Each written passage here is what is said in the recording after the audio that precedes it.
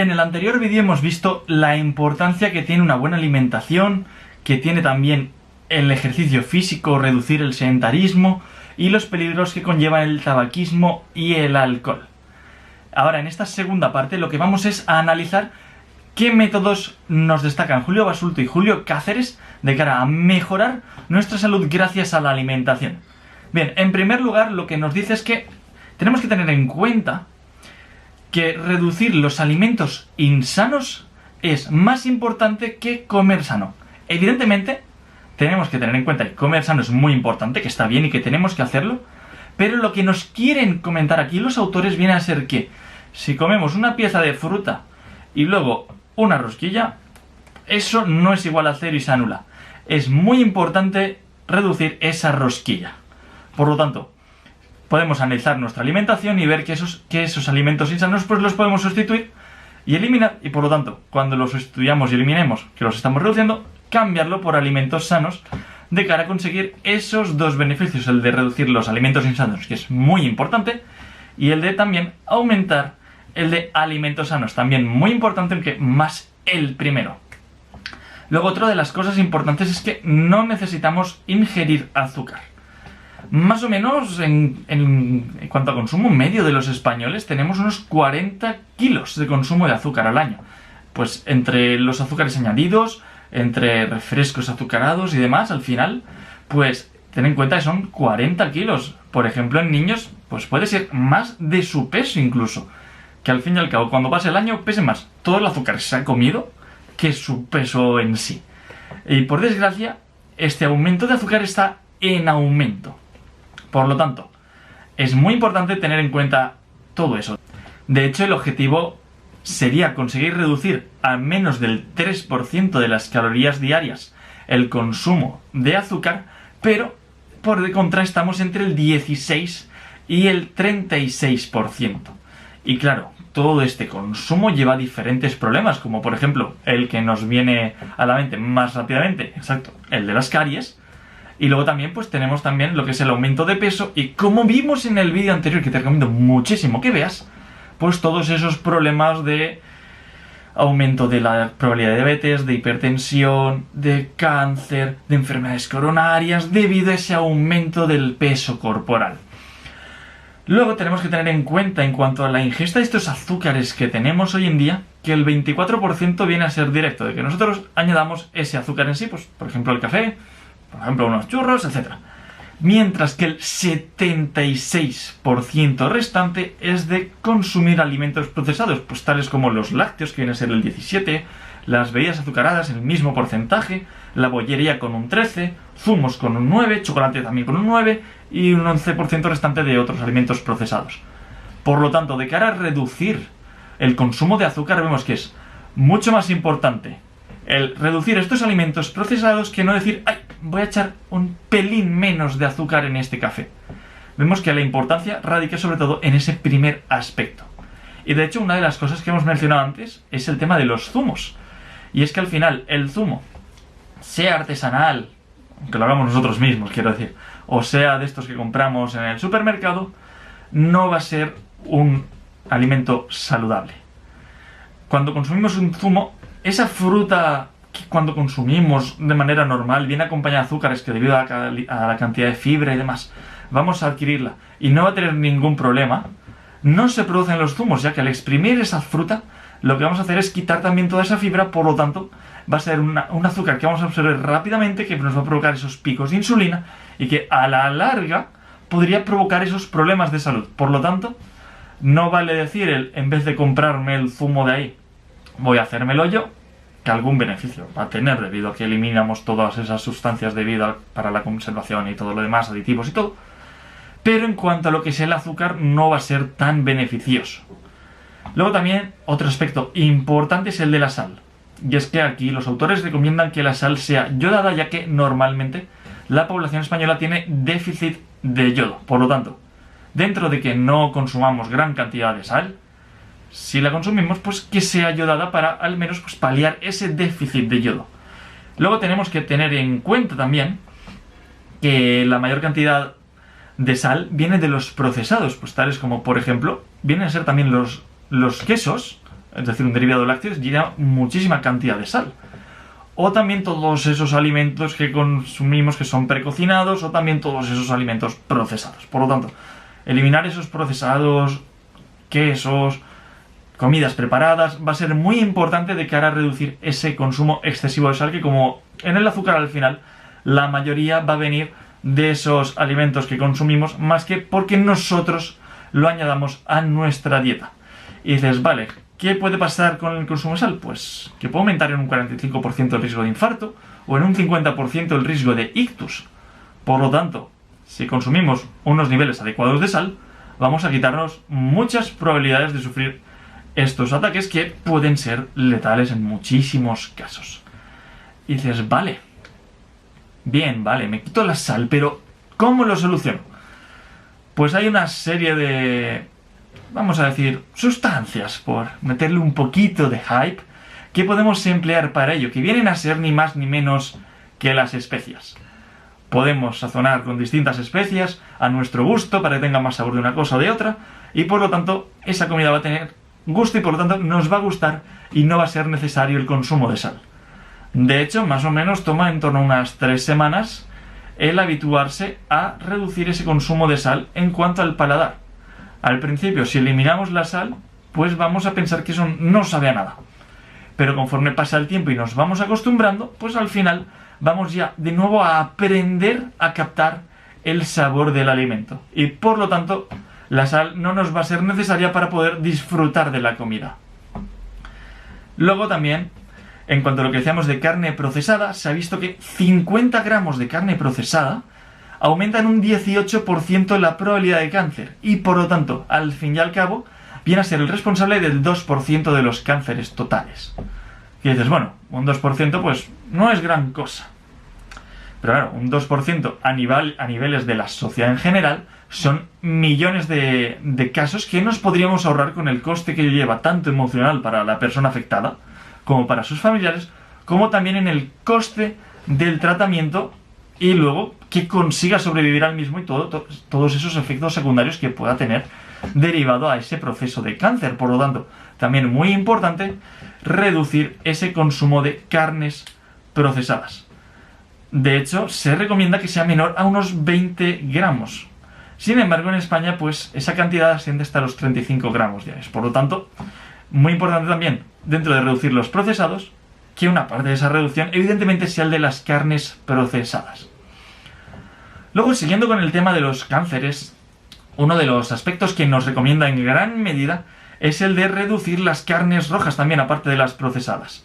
De esta manera vamos a poder reducir unas 34.000 millones de muertes al año debido a la carne roja y unas 50.000 muertes anuales a nivel mundial debido a las carnes procesadas.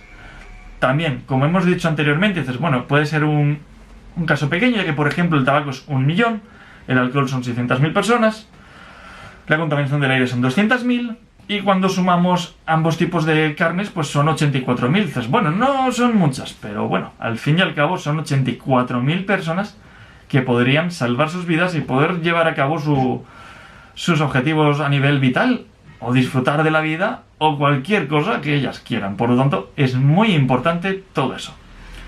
Y por supuesto hay que aumentar el consumo de fibra y de actividad física. De hecho, por el tema de las carnes, pues son responsables del 21% del cáncer colorectal. Por lo tanto, hay que tener en cuenta que es uno de los cánceres más abundantes. Así que, como recomendaciones, en el caso de que no queramos en el caso de que no queramos evitar el consumo de cáncer, se nos recomienda reducirlo a menos de 300 gramos de carne roja por semana. Sin embargo, en España ese consumo medio es de 428 gramos, por lo que tenemos un amplio margen de mejora para reducir ese consumo cárnico.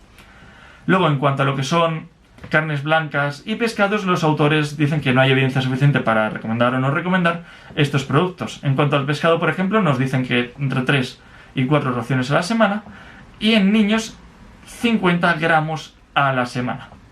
De hecho, se ha visto que, por ejemplo, el consumo de pescado puede llevar a beneficios, ya que pues podría significar que estamos evitando o reduciendo el consumo de carnes rojas o procesadas, por lo que en primera instancia podría ser una buena medida el eliminar esas carnes rojas, esas carnes procesadas, por pescados. O, si no, por la otra opción que nos recomiendan en el siguiente capítulo del libro, que es el de aumentar el consumo de vegetales. Al fin y al cabo, es el título del libro, en parte, junto al de menos animales, por lo tanto, queda clarísimo que es muy importante para nuestra salud aumentar el consumo pues, de frutas, de hortalizas, de cereales integrales, que no refinados, y todos estos derivados de la naturaleza. También podrían ser los frutos secos y aumentar también el consumo de fibra. De hecho, se ha visto que eso, aumentar el consumo de legumbres, de frutos secos, de cereales integrales o de fibra, pues lleva un descenso en lo que es la mortalidad, en la presión arterial, en lo que conocemos como colesterol malo, en las enfermedades cardiovasculares, en el cáncer de mama, y que también un buen consumo de folato pues reduce en un 48% las probabilidades de padecer Alzheimer. Por lo tanto, muy importante consumir todos estos productos vegetales y, por ejemplo, como hemos recalcado con los cereales, que sean integrales, ya que, por ejemplo, los cereales del desayuno no serían un gran ejemplo y además serían un ejemplo también de aumentar nuestro consumo de azúcar, que ya hemos visto que es muy perjudicial. Luego, ¿cuánto consumir? Bien, en cuanto a frutas se recomienda que sea al menos 3 raciones diarias y en cuanto a hortalizas al menos 2 raciones diarias. Una ración equivale a unos 140-150 gramos de ese alimento en crudo. Por lo tanto, tenemos ahí ya una manera de decir, vale, pues por ejemplo un plátano viene a ser una ración, o 140 gramos de champiñones pues vienen a ser una ración de hortalizas, y gracias a ello, en una semanita que nos pongamos a darle caña a eso, vamos a sacar cuánto podemos consumir de cada producto como mínimo, no tenemos máximo, para decir, vale, estoy consumiendo estos mínimos, por lo tanto, estoy ya cuidando más mi salud y estoy mejorando esa aportación de alimentos sanos. Por lo tanto, ya tenemos gran parte del trabajo hecho. Luego también, por ejemplo, en población vegetariana y vegana, se ha visto un aumento en lo que es el consumo de algas. Pero tenemos que tener en cuenta, que el consumo de algas viene acompañado de un gran consumo de yodo. Normalmente la población tiene déficit de yodo, de ahí la recomendación previa de consumir sal yodada.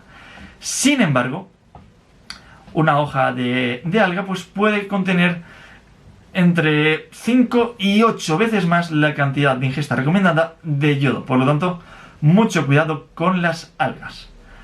Y luego ya finalmente, como comentábamos con el tema de alimentación vegana y vegetariana, nos habla de eso, precisamente de la alimentación de los vegetarianos.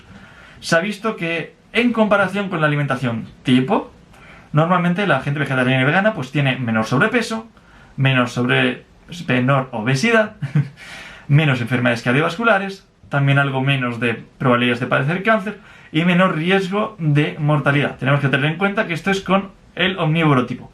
Ya cuando se compara una buena alimentación, pues los resultados se igualan. Ya no queda esta por delante porque la otra esté por los suelos, sino que una buena alimentación, aunque yo también consumo de carne y pescado, pues vienen a quedar a la par con una dieta vegetariana o vegana. Eso sí, lo importante, clave, necesario es el consumo de vitamina B12.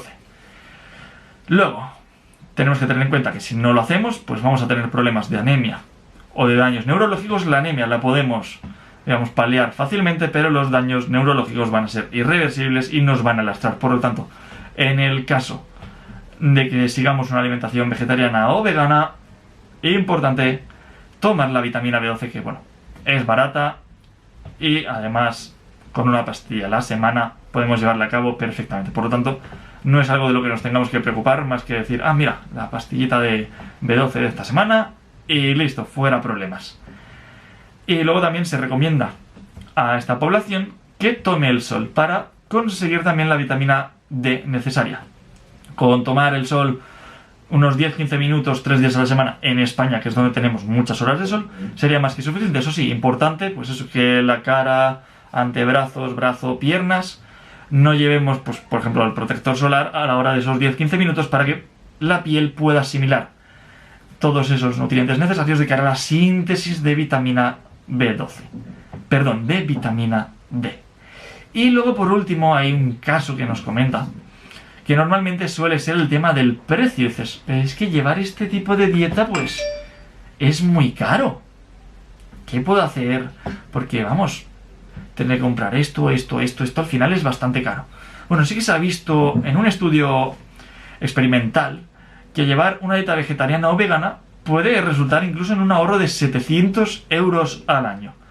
Por lo tanto, el tema del dinero puede ser hasta un buen motivo para pasarse a esta alimentación. Además del tema de salud o también tema pues, de sostenibilidad, de ética con animales y todos estos demás alicientes que pueden llevar a este cambio de alimentación. Así que, eso sí, tengamos en cuenta todas las limitaciones de este estudio, ya que cada persona es un mundo y cada sitio también es distinto y por lo tanto la disponibilidad va a variar, pero el tema del precio pues tampoco viene a ser un problema, incluso podría ser un motivo más para llevarlo a cabo. Así que, con esto llegamos al final del libro, un libro también que recomiendo muchísimo.